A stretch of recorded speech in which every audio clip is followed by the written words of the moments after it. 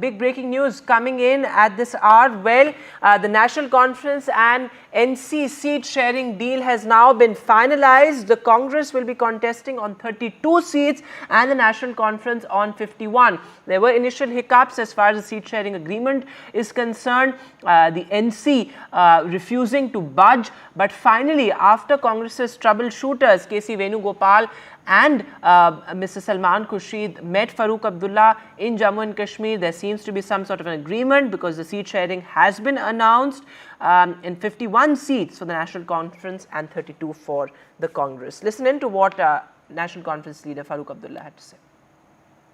Indian गठबंधन जो है वो बना इसीलिए था कि हम लोग उन फोर्सेस को जो कम्युनल डिवाइड और मुल्क को टुकड़ा करना चाहते हैं उनसे लड़े जाए।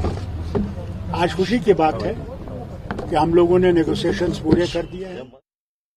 All right, so a major breakthrough there as far as the seat sharing plan is concerned. Farooq Abdullah also calling it the India Alliance, which will be fighting the Jammu and Kashmir polls. So certainly an important breakthrough there. And remember, it's after 14 years that elections are being held in Jammu and Kashmir. There were security concerns earlier, but the Election Commission, of course, saying that it's going to be a multi-phase elections that begin in September. In fact, September the 18th is when the Jammu and Kashmir polls begin, and it's going to be a multi-phase poll, as I said. In fact, the BJP also earlier announced its first list. There was some back and forth there as well, with the BJP pulling back or withdrawing its first list and then tweaking it. The BJP has also released its star campaigner list. So, of course, both the National Conference and Congress Alliance as well as the BJP in campaign mode.